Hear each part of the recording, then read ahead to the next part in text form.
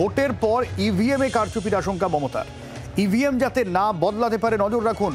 Police থেকে সাধারণ কর্মীদের সচেতন থাকতে হবে কল্যাণীতে ভোট প্রচারে, এমনই মন্তব্য মমতা বন্দ্যোপাধ্যায়ের।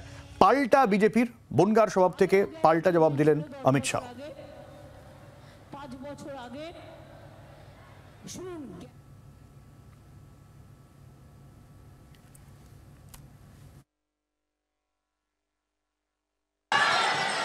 মৌয়ার ওখানে কি রাগ মৌয়ার ওপরে, কৃষ্ণনগরে তাকে নাকি হারাতেই হবে।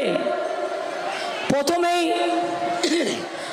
ইভিএম বক্স খুলেছে তো দেখছে ভোট দিতে গিয়ে তৃণমূলে ভোট দিচ্ছে, তো ভোটটা চলে যাচ্ছে বিজেপিতে।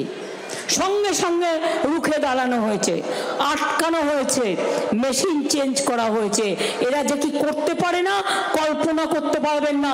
এরা জানে এরা হারছে, তাই লাস্ট মোমেন্টে শেষ কামড় দেওয়ার জন্য ইভিএম মেশিন যেখানে থাকবে যাতে কোনো রকম লাইট অফ করতে না পারে, কোনো রকম মেশিন বদলাতে না পারে, এটা কিন্তু যারা অর্গানাইজার আছেন তাদেরও দায়িত্ব, পুলিশেরও দায়িত্ব। अब ममता बनर्जी आरोप लगा रही है कि ईवीएम में गड़बड़ हो रही है। ममता दीदी, आप जब मुख्यमंत्री बने तब यही ईवीएम था, तब तो आपको अच्छा लगा, मगर अब जनता जाग चुकी है।